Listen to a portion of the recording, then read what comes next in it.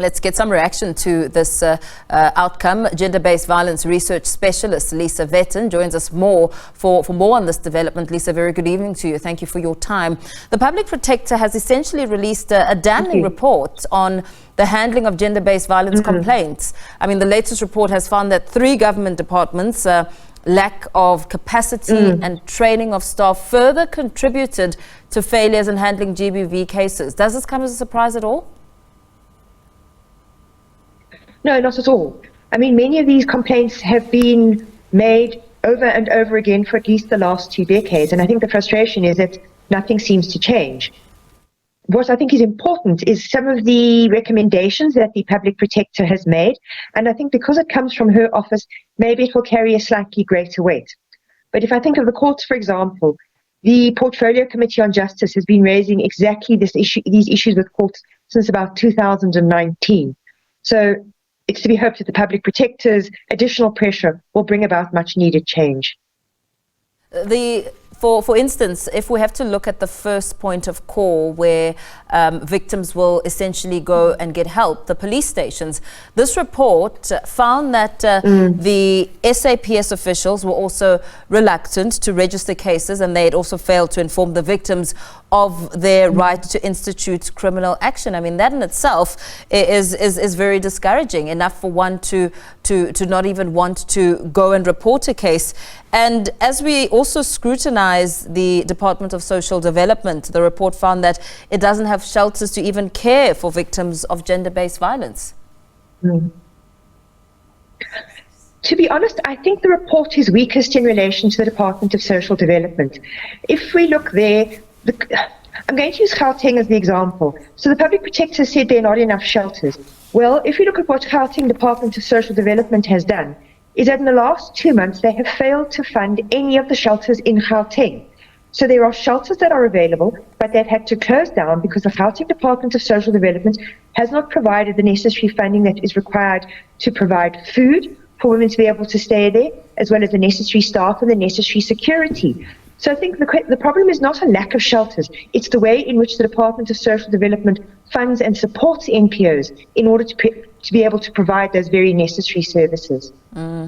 What about the SAPS officials not having the sufficient sort of training? Officers, more so when it comes to gender sensitivity. I mean, some of the recommendations even speak to those aspects, and also talking about how they don't have adequate measures in place to respond to incidents of GBV. Some police stations, in fact, in rural areas mostly, didn't have victim-friendly rooms.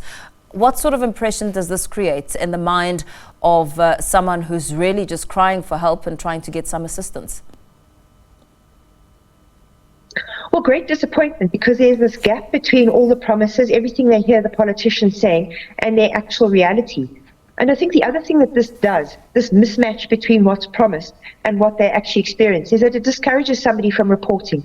They may eventually pluck up the courage to go and do something, only to find that the way in which they are dealt with is so discouraging that they give up at that point and decide, actually, it's not worth continuing. So one has unfortunately has done something very unhelpful. You've told someone to come for help, but the way in which you've behaved when they've come for help has now deterred them from seeking help again in future.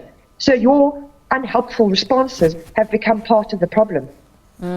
What about the part around the majority of the country's magistrates' court lacking capacity and even proper management systems to be able to assist GBV survivors?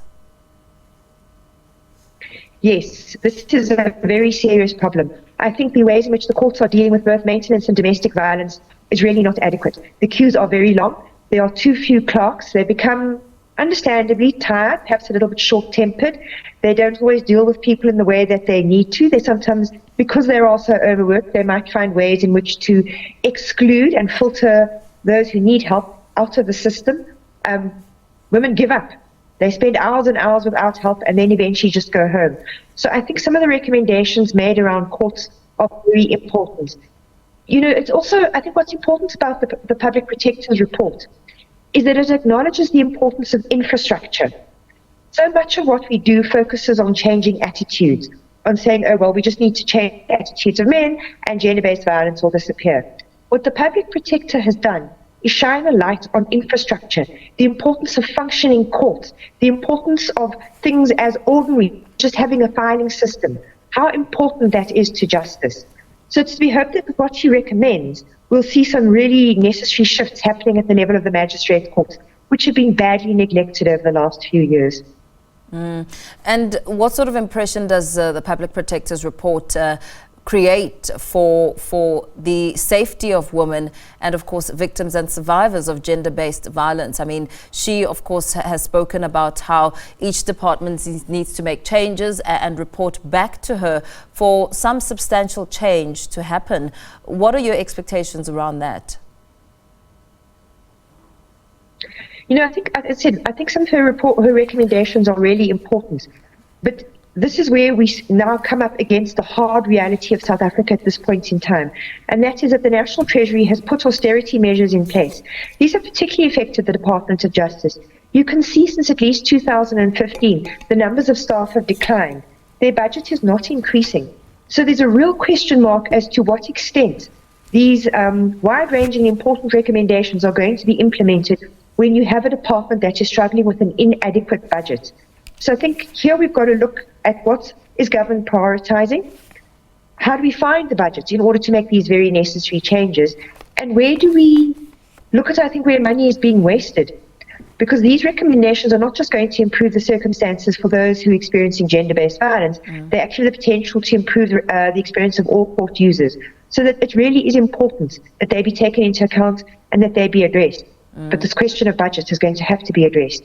Yeah, with the questions of budget coming to the forefront, and of course we have heard President Cyril Ramaphosa, for instance, speak about gender-based violence being the second pandemic. We saw the impact of GBV during the COVID-19 period, where the cases were on the rise, and of course, we speak about the Department of Social Development not having enough shelters to cater for victims of GBV, and begging the question now, where do they turn to when they try and get assistance? Do you think that should the budgetary aspect of the various departments not be addressed, that perhaps we're just going round in circles when it comes to fighting the scourge of gender-based violence?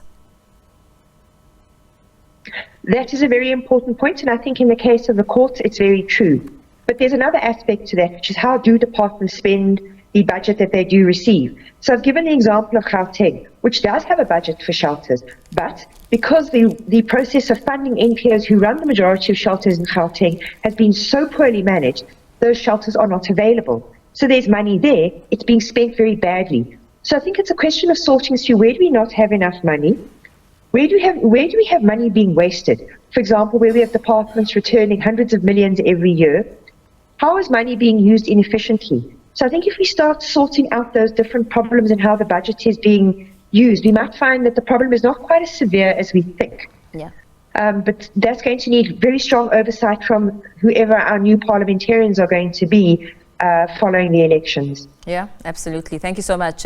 Gender-based violence research specialist Lisa Vetten, expanding on what essentially needs to be done as we scrutinize the damning report released by the Public Protector on issues of gender-based violence.